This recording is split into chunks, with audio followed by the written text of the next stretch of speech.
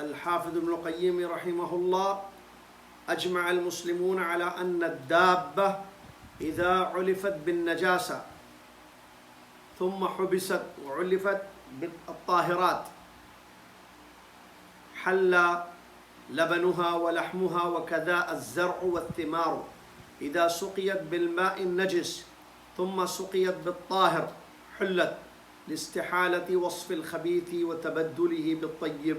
انتہا کلامہ رحمہ اللہ۔ تمام تعریف ہر قسم کی بڑائی اور کبریائی اس ایک اللہ تبارک و تعالیٰ کے لیے ہے، جس اللہ تبارک و تعالیٰ نے ہم سب کو اپنی عبادت کے لیے دنیا میں پیدا فرمایا،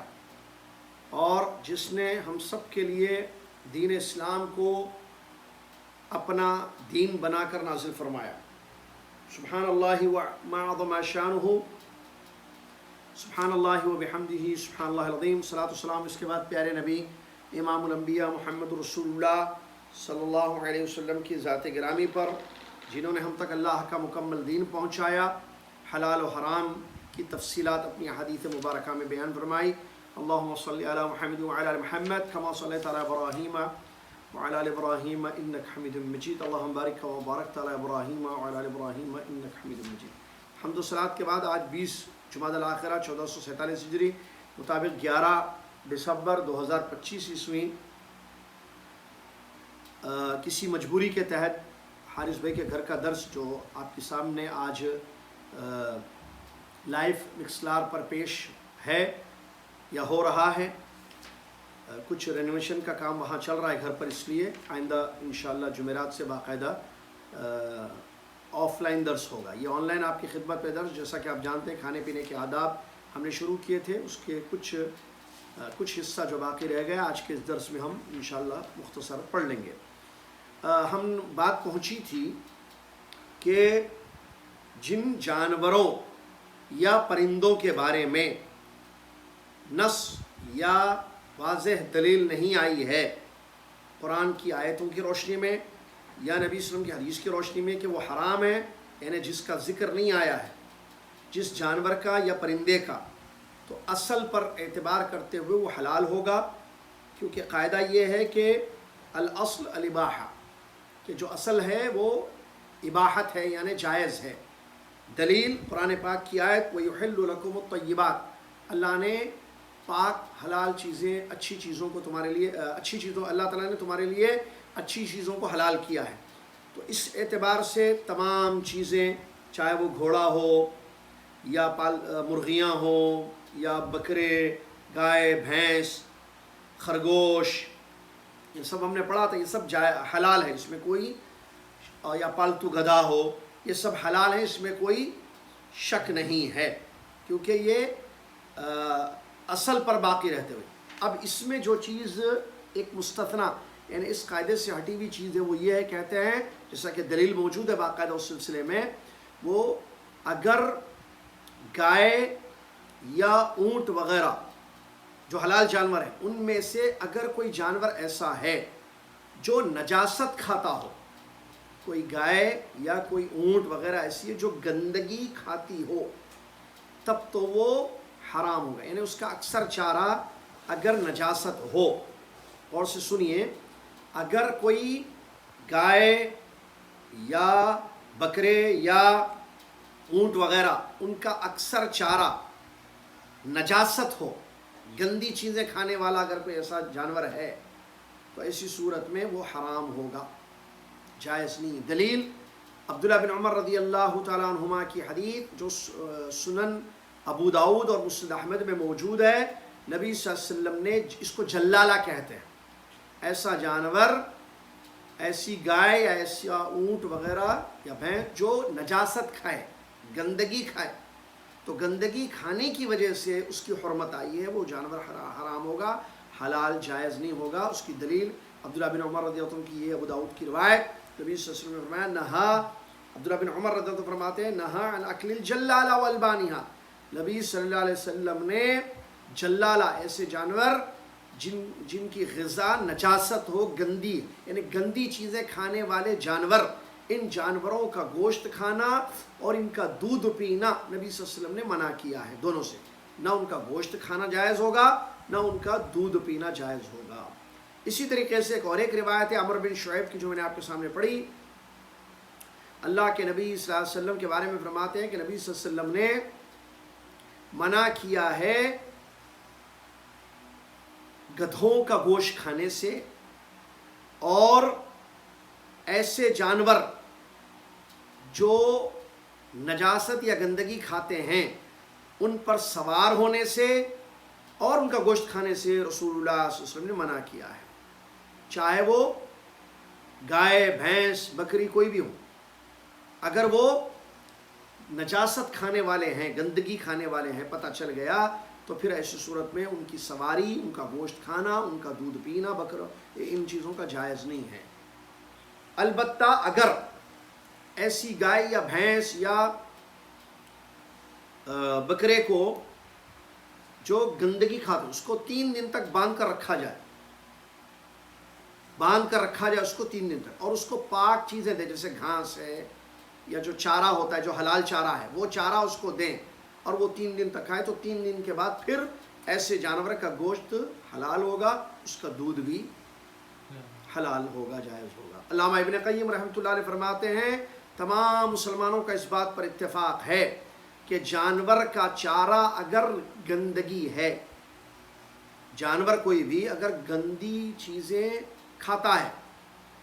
तो और उसको पकड़कर बांधकर पाक चीज़ें खिलाई जाएं तो फिर उसका गोश्त और दूध हलाल होगा। इसी तरीके से खेत या फलों के दरख्त जिनको गंदा पानी जाता हो, जहाँ खेत है लेकिन उसको जो है गंदा पानी उसमें पहुँचाया जाता है, नजिस गंदे पानी से उसकी सिरा भी या उसकी जो है वो होती हो, वहाँ पहुँचाया जाता है, तब भी वो हराम होगा। उस खेत का फल या फलों के दरख्त जिस झाड़ को गंदा पानी पहुँचता हो और गंदे पानी से वो झाड़ जो है फल दे रहा है, तो फिर ये जायज़ नहीं होगा। कब तक? जब तक के उसको रोकें, उस पानी को गंदा जो पहुँच रहा है उस झाड़ तक या खेती तक, उसको स्टॉप करके रोक कर साफ पानी उसको दिया जाए, फिर उसके बाद ये दरख्त का फल या उस खेती का फल या खेती के अनाज गल्ला जायज़ होगा। ये मसले को जहन में रखें। इसी तरीके से आगे फरमाते हैं मुसन्निफ़ हफ़िज़हुल्लाह, जो कि मसला मालूम है कि कच्ची प्याज और लहसुन खाना नमाज के वक्त, कि आप कच्ची प्याज, कच्ची लहसुन, जो कि हलाल है असल में, लेकिन कच्ची प्याज, कच्ची लहसुन खाकर मस्जिद जाए नमाज़ पढ़ने के लिए, ये जायज़ नहीं है। नबी सल्लल्लाहु अलैहि वसल्लम ने हदीस में इसको मना किया, जैसा कि जानते हैं। नबी सल्लल्लाहु अलैहि वसल्लम ने फरमाया मन अकला मिन हादिहि शजरा फला यक़रबन्ना मुसल्लाना, जो इस पौधे से यानी प्याज और लहसुन पौधे से कुछ खाए कच्चा, तो वो हमारी मुसल्ला मस्जिद के करीब ना आए, यानी उसकी स्मेल की वजह से। हालांकि वो चीज़ जायज़ है, लेकिन नमाज के वक्त आप खाते हैं और उसको दूर नहीं करते हैं, जैसे ब्रश वगैरह नहीं करते हैं, वैसी बदबू लेकर जाते हैं, तो ये जायज़ नहीं है। इसके अलावा अगर कोई इंसान हराम जानवर खाने पर मजबूर हो अपनी भूख को मिटाने के लिए, अपनी ज़िंदगी को बाकी रखने के लिए, तो सिवाय जहर के, जहर हराम है हर हाल में, सिवाय जहर के बाकी अपनी ज़िंदगी को बाकी रखने के लिए हराम जानवर, जैसे मुर्दार हराम है या खिंजीर का गोश्त हराम है, वो सिर्फ अपनी ज़िंदगी को बाकी रखने के लिए खा सकता है मजबूरी की सूरत में। जैसा कि जानते हैं आप, कुरान पाक की मशहूर आयत इसकी दलील है। अल्लाह ताला ने फरमाया फमन इत्तुर्रा गैर बागिन वला आदिन फला इस्मा अलैह, अगर कोई हद से आगे न बढ़ते हुए मजबूर हो जाए अपनी ज़िंदगी को बाकी रखने के लिए किसी हराम जानवर का गोश्त खाने पर, तो फिर उस पर कोई गुनाह नहीं है। अल्लाह ने फरमाया फला इस्मा अलैहि, उस पर यहाँ शर्त यह है कि ज़िंदा रहने के लिए जितना खाना है उतना खाए बस, ताकि उसकी ज़िंदगी ख़त्म न हो जाए। शेखुल इस्लाम इब्न तैमिया रहमतुल्लाह अलैह फरमाते हैं अगर कोई फ़कीर आदमी मजबूर हो जाए किसी का खाना खाने पर, खाना रखा हुआ है, اب وہ مجبور ہے کھانا کھانے پر یا سخت سردی ہوئی ہے کپڑا پہننے پر، کپڑے کی دکان ہے یا کھانے کی دکان ہے، وہ اپنی بھوک کو مٹانے کے لیے کھانا چاہتا ہے تو وہ کھائے گا، جس کو چوری نہیں کہا جائے گا، حرام نہیں ہوگا۔ حرام ہے نا کسی کی اجازت کے بغیر کسی کا کھانا کھانا، کسی گھر کا کھانا، روٹی چاول کوئی بھی چیز ہو، لیکن اگر کوئی فقیر مجبور ہو جائے کھانے پر وہ چیز لے کر، تو وہ لے کر کھا لے تو اس کا معاوضہ طلب نہیں کیا جائے گا، نہیں تم نے کھایا اب اس کے پیسے بھرو۔ فقیر آدمی ہے، بھوک لگی تھی، اٹھایا روٹی لے گیا کھایا بیٹھ کے، یا کپڑا لے کے پہن لیا، سخت سردی تھی، دکان میں سے کپڑا نکالا لے کے پہن لیا، سخت سردی، فقیر آدمی، اب اس کو بولے کہ نہیں اب اس کی قیمت ادا کرو، آپ جو آپ نے کھایا یا جو آپ نے پہنا ہے تو جائز نہیں ہے۔ کیوں؟ کہتے ہیں کہ بھوکے کو کھانا کھلانا، ننگے کو کپڑے پہنانا فرض کفایہ ہے، یہ ذمہ داری ہے ہماری کہ کوئی آدمی بھوکا ہو تو اس کو ہم کھانا کھلائیں۔ اور بستی میں کوئی بہت بھوکا ہے، اس کو کسی نے کھانا نہیں دیا، وہ مر جائے گا، بھوک سے بیمار ہو جائے گا، تڑپ کے مر جائے گا، تو پھر کوئی ایک بھی کھلا دے تو کافی ہوگا یہ، لیکن اگر نہیں کھلاتے ہیں تو سب کو گناہ ہوگا۔ پوری بستی میں کوئی آدمی بھوک سے تڑپ رہا ہے، کوئی فیملی بھوکی ہے، پریشان ہے، اور ان کو کوئی کھانا نہیں دے رہا ہے، تو پھر ساری بستی والے گنہگار ہوں گے۔ اسی طریقے سے کہتے ہیں کہ اگر کوئی مجبور ہو جائے کسی کے کپڑے کو لے کر، اپنی سردی کو، سخت سردی پڑی ہوئی ہے، موسم بہت سرد ہے، اس کے پاس اس ٹھنڈ یا سردی سے بچنے کے لیے کپڑا نہیں ہے، وہ کسی کا کپڑا لینے کے لیے مجبور ہو جائے، یا پیاس سے تڑپ رہا ہے، کنواں ہے تو کسی کی رسی رکھی ہوئی تھی، رسی لیا، ڈول لیا، بنایا اور کنویں میں ڈال کر پانی نکال کر پی لیا، یا اسی طریقے سے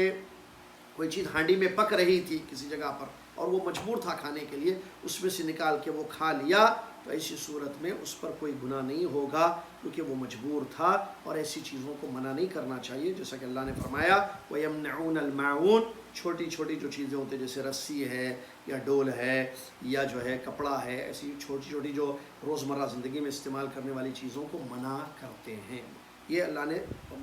مذمت کی ہے، برا بتایا ان لوگوں کو جو ایسی چیزوں کو منع کرتے ہیں۔ اور عبداللہ بن مسعود، عبداللہ بن عباس رضی اللہ تعالیٰ عنہما فرماتے ہیں معون کا مطلب عام طور پر جو چیزیں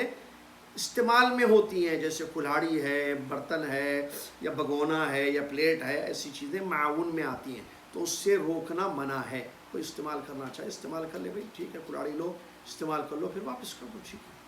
کوئی بگونا استعمال کرنا چاہتا ہے، چھوٹی چھوٹی چیزیں ایسے، کوئی رسی استعمال کرنا چاہتا ہے اپنی مجبوری کے لیے، تو ایسی صورت میں اس کو اجازت دی جائے۔ اس کے بعد آگے مصنف حفظہ اللہ بیان فرماتے ہیں اگر کسی شخص کا گزر، یہ بعض چیدہ مسائل انہوں نے بیان کیے، مجبوری کی صورت میں یہ چیز ہو سکتی ہے یا نہیں، ایسا ہوگا تو کیا ہوگا۔ آگے ایک بڑا اچھا مسئلہ بتاتے ہیں، وہ یہ ہے کہ اگر کوئی انسان گزر رہا ہو، راستے میں پھلوں کا باغ ہے، پھلوں کا کوئی بھی سیب ہے، انار ہے، کوئی بھی پھل ہے، انگور کا باغ ہے، باغ کے سامنے سے وہ گزر رہا ہے، پھلوں کے باغ کے سامنے سے وہ گزر رہا ہے، تو کیا وہ توڑ کر بغیر مالک کے، خرید بھی نہیں رہا ہے، پھل لگے ہوئے ہیں، پھل نظر آ گیا، وہاں سے گزر رہا تھا، تو وہ درخت کے جو پھل ہیں کیا وہ توڑ کر کھا سکتا ہے؟ اس سلسلے میں کچھ شرطیں ہیں جو کہ 5 ہیں۔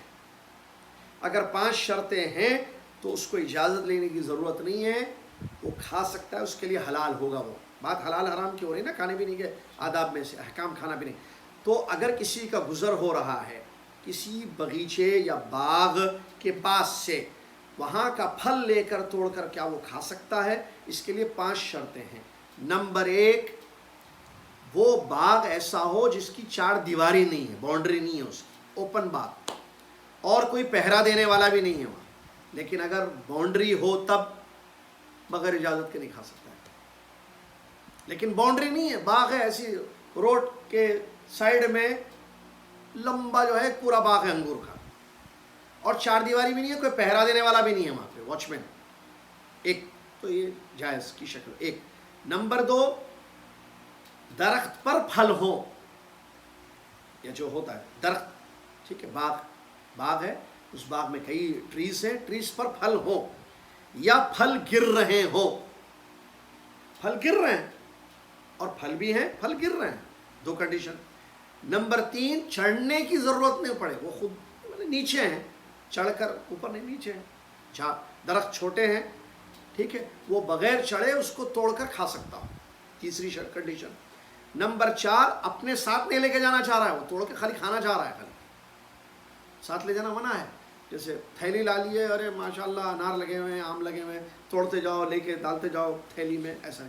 نمبر 5 اور ضروری شرط، وہ مجبور ہو کھانے پر، جیسے اس کو بھوک لگی ہو، کھانا چاہتا ہے، وہ مجبور محتاج ہو، یہ 5 کنڈیشنز ہوں گی تو اس کے لیے جائز ہے۔ ایک شرط بھی اس میں سے کم ہوگی اس کے لیے جائز نہیں۔ کیا 5 شرطیں؟ نمبر 1 اوپن، باغ اوپن ہو، 4 دیواری باؤنڈری نہ ہو، نہ کوئی واچ مین ہو، 1۔ نمبر 2 پھل پک چکے ہوں، اور یا تو پھل پک کے ریڈی ہیں کھانے کے لیے، یا گر رہے ہیں، گرتے نا پھل خود بخود، یا یہ 2۔ نمبر 3 چڑھنے کی ضرورت نہ پیش آئے، نیچے ایسے ہاتھ سے توڑ کے کھا سکتے ہو، نیچے ہے، ٹھیک ہے، جیسے بیلیں وغیرہ لگی ہوئی رہتی ہیں، 3۔ نمبر 4 لے نہ جائے خود گھر کو کسی جگہ یا دوستوں میں بانٹنے کے لیے۔ نمبر 5 مجبور، ضرورت مند ہو، نیڈ ہے اس کو، تو ایسی صورت میں جائز ہے، اس میں کوئی حرج نہیں ہے۔ اس کے بعد آخر میں بیان فرماتے ہیں مہمان نوازی، کیونکہ اس میں بھی کھانا پلانا رہتا نا، مہمان کو کھانا کھلانا اور پلانا پانی۔ اب یہاں مسئلہ کیا ہے؟ اگر کوئی مسلمان کسی علاقے سے، کسی گاؤں یا شہر سے، کسی گاؤں سے، کوئی مسلمان کسی گاؤں سے گزر رہا ہو، کوئی مسلمان کسی گاؤں سے گزر رہا ہو، تو اس گاؤں والوں پر واجب ہے کہ 24 گھنٹے یعنی 1 دن 1 رات اس کی ضیافت کرے، مہمان نوازی کرے۔ پھر سے میں بتا دوں، مہمان نوازی واجب ہے نا، نبی صلی اللہ علیہ وسلم نے حدیث میں کیا فرمایا؟ من کان یؤمن باللہ والیوم الآخر فلیکرم ضیفہ، جو اللہ پر اور آخرت پر ایمان رکھتا ہو وہ مہمان نوازی کرے۔ تو یہ مہمان نوازی جو واجب ہے نا، کیسی؟ گاؤں کے پاس سے گزرا، شہر نہیں، سٹی نہیں، ولیج، گاؤں کے پاس سے کوئی مسلمان گزر رہا ہے، وہاں پر رکا ہو، تو اس گاؤں والوں پر واجب ہے کہ 1 دن 24 گھنٹے کا کھانا پینے، 2 ٹائم کا یا 3، جتنی ضرورت ہے اس کی ضرورت کو پوری کرنا ان پر واجب ہے، اس کی مہمان نوازی۔ جہاں تک شہروں کا مسئلہ ہے، سٹیز جیسے جدہ ہے، حیدرآباد ہے، بمبئی ہے، دلی ہے، تو شہروں پر واجب نہیں ہے مہمان نوازی کرنا، واجب۔ اگر کوئی آ گیا سٹی میں، جدہ میں کوئی مہمان آئے باہر سے، تو شیخ کہتے ہیں اس پر واجب نہیں ہے۔ کیوں؟ اس لیے کہ سٹیز میں ریسٹورنٹس، کھانے پینے کی دکانیں ہوتی ہیں، وہ خرید کر کھا سکتا ہے۔ شہر میں کوئی آ جائے تو اس کو بھوک لگی ہے، لنچ کرنا ہے، ریسٹورنٹ موجود ہے۔ گاؤں میں نہیں ہوتا ہے، گاؤں چھوٹے ہوتے ہیں، بستی، ٹھیک ہے۔ تو کہتے ہیں کہ گاؤں یا وادیاں جو ہوتی ہیں وہاں پر مجبور ہوتی، ضرورت ہوتی ہے کہ اس کی کوئی مہمان نوازی کرے، اس کو کوئی کھانا کھلائے، ورنہ بھوکا رہے گا وہ آدمی، اور مسافر گزر رہا ہے وہاں سے۔ لیکن شہر میں کوئی آ جائے مہمان، تو شہر والوں پر اس کی مہمان نوازی واجب نہیں ہے۔ کیوں؟ کیونکہ سٹی میں اس کی ضرورت پوری کرنے کے یعنی کھانے پینے کا بندوبست موجود ہے، وہ کسی بھی ریسٹورنٹ جا کر کھا سکتا ہے، پی سکتا ہے، اور یہی ہوتا ہے، آپ جیسا کہ جانتے ہیں۔ کہتے ہیں یہ جو مجبوری کی صورت ہے جو ابھی ذکر کیا، جیسے گاؤں کے پاس سے گزر ہو، جہاں ریسٹورنٹس عام طور پر نہ ہو، چھوٹی سی بستی ہے، علاقہ ہے، اور اس کا گزر وہاں سے ہو رہا ہے، تو گاؤں والے اس کو کھانا کھلائیں گے، پانی پلائیں گے، اور اس کی ضرورت پوری کریں گے، اور عطیہ بھی دیں گے اس کو۔ کہتے ہیں عطیہ کیا ہے؟ نبی صلی اللہ علیہ وسلم آ رہے حدیث، بخاری مسلم کی حدیث، نبی صلی اللہ علیہ وسلم نے فرمایا من کان یؤمن باللہ والیوم الآخر فلیکرم ضیفہ جائزتہ۔ قالوا وما جائزتہ یا رسول اللہ؟ قال یومہ ولیلتہ۔ متفق علیہ، بخاری مسلم کی حدیث۔ نبی صلی اللہ علیہ وسلم نے فرمایا جس کا ایمان ہو اللہ پر اور یوم آخرت پر، وہ اپنے مہمان کو عطیہ دے کر اس کی مہمان نوازی کرے، گفٹ دے کر اس کی مہمان نوازی کرے۔ تو فرمایا عطیہ گفٹ کیا ہے اس کا؟ تو کہا کہ 1 دن 1 رات اس کو رکھنا اپنے پاس، یعنی 24 گھنٹے اس کو رکھ کر 2 وقت کا یا 3 وقت کا اس کو کھانا کھلانا، یہ اس کا عطیہ، یہ اس کا گفٹ ہے کہ اس کو کھانا حسب حال جتنی آپ کی استطاعت ہے اس کو کھانا کھلائیے، پانی پلائیے۔